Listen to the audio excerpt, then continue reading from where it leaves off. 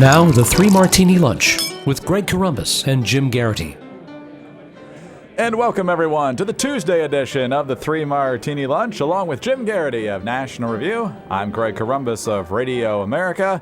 We have good, bad, and crazy martinis for conservatives today. But first, Jim, an update from yesterday's Three Martini Lunch. You asked the question, why do we have bills in the denomination of 1, 2 really is also still in there, but 5, 10, 20, 50, 100, whereas coins, it's 1, 5, 10, 25, 50, 100. Well, one of our listeners emailed in and said, for most of American history, an ounce of gold was worth $20, and the Treasury was legally obligated to redeem $20 bills known as gold certificates in those days for gold.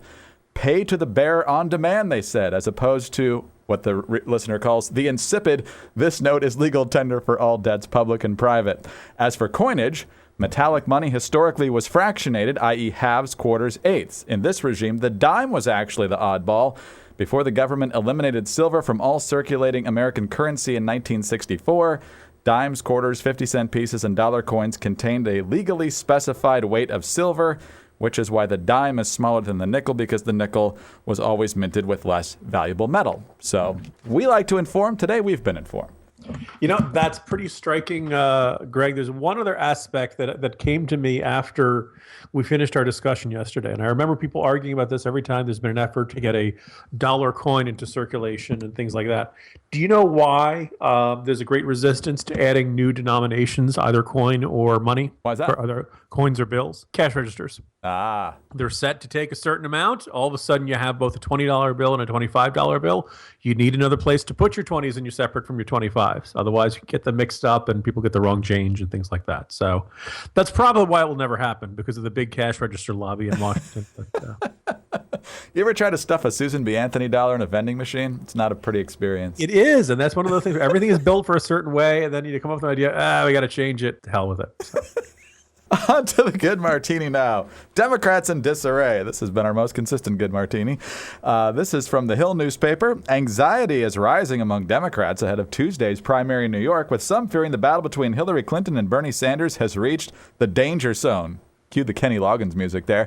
Sanders has leveled some of his most biting criticism at Clinton in recent days, stirring passions in the race that insiders say could leave the party divided into the November elections. The Vermont senator has long drawn contrast between himself and Clinton, but his attacks have grown more caustic of late, particularly with regard to the former First Lady's links to big financial companies. He was equally scathing during last week's debate when Clinton insisted that during her time as a New York senator, she had called out banks for poor mortgage practices, and we played that bite last week. There's a quote from the odious Chris Lehane, Democratic strategist, who folks might remember from the Gore campaign way back when. He says, while this is the NFL and everyone understands that it's a full contact sport, even in the NFL, one gets a yellow flag for a late hit at the knees intended to hurt the other player. So Bernie Sanders is apparently the James Harrison or the Vontaze Burfict of the Democratic primary system here. And if anybody knows dirty campaigning hitting below the knees, it's Chris Lehane. Yes, it is. This was the guy who's greeted Schwarzenegger to the 2003 California gubernatorial recall election with, well, he's going to be facing real bullets now. Well, I hope not. That's an attempted assassination. Two observations kind of to add to this. So on one page of the Wall Street Journal today, page A4, Gerald Sieb, their columnist, says, this is the argument about the damage Sanders-Clinton bashing may do, that basically ultimately in the general election, if Hillary Clinton wins the nomination, she's going to need all these Bernie Sanders voters to come out and vote for her. Now, we as cynical Republicans, Greg, have seen this lots of times. Yes, every once in a while, people will peel off and support a Ralph Nader type, but generally Democrats all fall in line.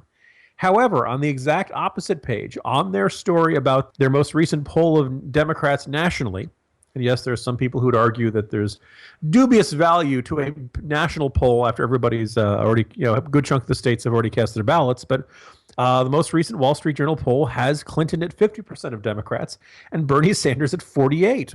Technically speaking, this is pretty much a tied primary right now, even though she's probably going to do well tonight, and she's still way ahead once you throw in the superdelegates.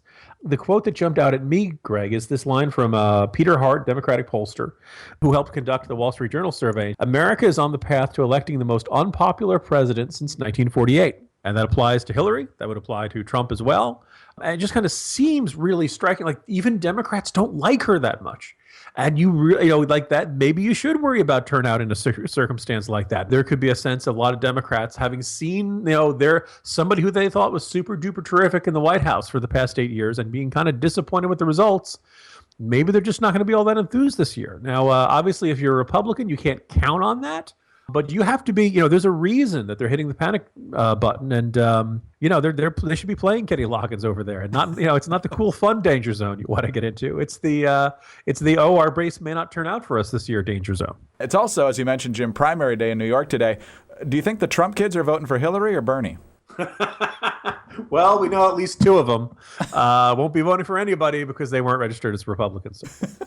I believe at least one of them was registered as a Democrat. Oh, really? Because I know that one of them was registered as independent with no party. So. Oh, yeah, then they're sitting it out. So that's a fun cry of disenfranchisement that we're hearing from some sectors today, is that independents aren't allowed to vote in Republican and Democratic primaries. So that's it's rigged again. You know who really likes the fact that independents can't vote in a Republican primary, Greg? Republicans. Yes.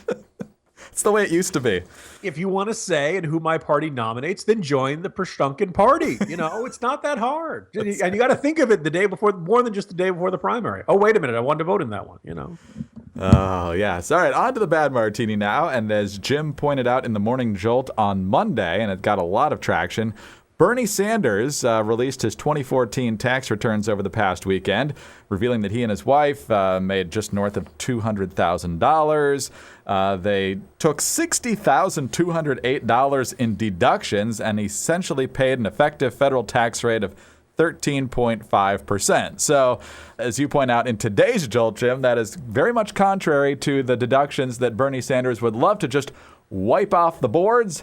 And it looks like he would also try to trim back the mortgage deduction, but in a way that wouldn't affect him, which is awfully convenient. And as we've basically learned over the last 24 hours, liberal hypocrisy doesn't bother liberals in the least. Yeah, we actually didn't learn that in the last 24 hours. We learned that in the last 24 years or so. But it's worth noting, one, this is, a couple people have said, oh, I bet you he didn't donate any money to charity. Well, according to his tax returns, he donated $8,000 in terms of financial stuff, and then another donation that was $300 some. I'll let listeners decide whether they think that is sufficiently big-hearted of Bernie Sanders. But what jumps out at me are the deductions, because, as you know, he's paying less than the average tax rate of the average American. And this is kind of exactly what he argues about when he goes out on the stump, that all these wealthy people aren't paying their fair share and they pay a lower effective tax rate. Notice that modifier there, because most millionaires are paying something in the neighborhood of like a 26, 27, 28% taxes of their total income. That's a lot. That's a lot more than Bernie Sanders is. But what they argue is, well, the effective tax rate is less because they take deductions, and your average secretary or somebody who's working class wouldn't take the deductions because they're better off if they take the standard deduction than if they itemize. For anybody not familiar, you've just did your taxes, you're probably familiar with this, but just in case, standard deduction is, I'm not going to bother with it. I'm going to assume I get $12,500. I think you have more, you have things that the government has decided will be exempted from your taxable income. You're going to list them out specifically. Bernie Sanders laid it all out. He was in the neighborhood of $23,000 in interest on his mortgage payments. Hey, that's a lot. Who's Bernie Sanders' realtor? You add up the value of the two of his homes. We don't know exactly how much debt he has left, but it's probably going to be more than $300,000. And under the Bernie Sanders tax plan, you're only allowed to deduct the interest you pay on your mortgages below $300,000. Meaning they kind of put a cap on it. Right now, there is a cap. It's $500,000 if you're a single, $1 million if you're a couple. Then the second one is that Bernie Sanders is still worried about rich people taking all these deductions. No word on whether he thinks making $205,000 a year is rich. That's how much he's making. It looks pretty good to a lot of people, but I'm sure he thinks of it as well. It's not, he's not super rich. He's not, Bill Gates or Donald Trump money. All right, fine. But he believes that you should be capped on how much of the deductions you can take. And if you make more than $250,000 a year, notice that to Bernie Sanders, being rich is about $50,000 more than what he's making. That's when you really become rich. Right. then you cannot deduct more than 28% of your total income for the year. Oh, by the way, if you add up all of Bernie Sanders' deductions, he's deducting 29.3% of his total income for the year. So there's two cases in which if the Bernie Sanders tax plan was in place, he would not be allowed to take the deductions that he does. Now, does this mean I'm saying he's committing tax fraud? No. I am saying that what he wants to eliminate things, there are things he sees in the tax code that he thinks are bad.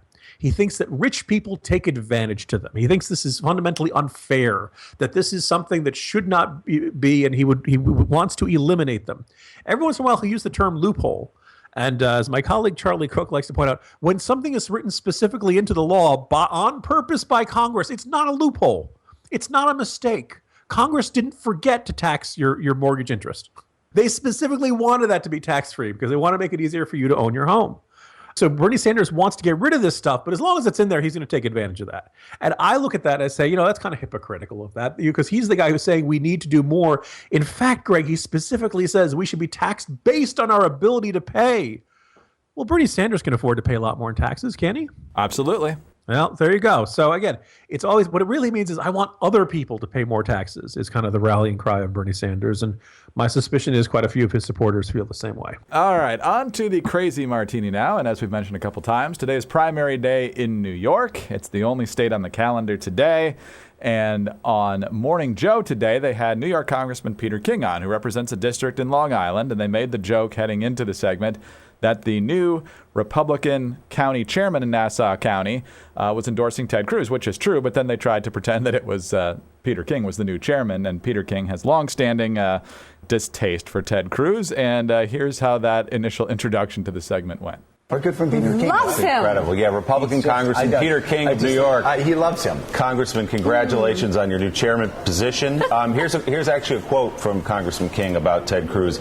Any New Yorker who even thinks of voting for Ted Cruz should have their head examined. Okay, well, this is a little turnabout. So wait a minute. What happens tonight on the Republican side? How big does Donald Trump win? By the way. Well, first of all, in case anybody gets confused, I am not endorsing Ted Cruz. I hate Ted Cruz. And I think I'll take cyanide if he ever got the nomination. I'm not endorsing Ted Cruz. I hate Ted Cruz. We'll take cyanide if he gets the nomination. Obviously, we think he's kidding with that, but he's quite the bomb thrower, Jim. Very good. See, because there are a couple of thoughts there. First of all, considering the controversy that Peter King has gotten in throughout the portion of his career, you will not find a Republican who is a bigger fan of government surveillance, far-reaching and just about everywhere. I think most infamously, he lumped Rand Paul in with ISIS in describing the people who opposed a particular government surveillance bill. Now, whatever you think of Rand Paul, I think it's safe to say he's not on the same moral plane as ISIS. A lot of people don't realize he wants Merrick Garland to get a hearing. And he's saying that GOP senators are being disrespectful for that. But he's also really been vehemently anti-Ted Cruz. Called him a big guy with a big mouth and no results. He says he's a carnival barker, go under a rock, and fine. Okay, he doesn't like Ted Cruz. The thing about Peter King that sticks out the most for those of us with long memories is that Peter King has been a Republican congressman from the New York City area for a really long time, going back to the 1980s. And Peter King has always been a big fan of the Irish Republican Army. Now, if you get all of your information from Hollywood movies, you might think of them as being the kind of cute, charming terrorists who are always singing sad songs and, they listening to U2, and they're kind of this, the lovable leprechaun type terrorists. No, the IRA are terrible, terrible people, believe in blowing up public buildings, blowing up shopping malls, killing innocent people. They are the most wildly romanticized terror group you've ever seen. And I say this as an Irish American who's, on the Catholic side and theoretically should be supporting these guys, but they blow up innocent people. And at some point, whatever claim they had to be a movement of national liberation, they lost any of that moral authority. And by the way, they seem to act more and more like a gang. There's probably a car bomb outside my house as I say this, Greg. But anyway, so here's Peter King, who's always said this, and the guy who, by the way, is also the guy who most believes in monitoring mosques and tracking down Americans and talking about the dire threat of terrorism within our shores, when Peter King was always there when the Irish Republican Army needed fundraising back in the 1980s. And a lot of people find this. So when Peter King says, I'll take cyanide if he gets the nomination, there are a decent number of IRA victims who say, okay, go Cruz. I myself probably, I don't want to see Peter King kill himself. But the idea of him being in a state of great anguish over Ted Cruz winning the nomination doesn't get my Irish up, Greg. Do you think he cried at the end of Patriot games?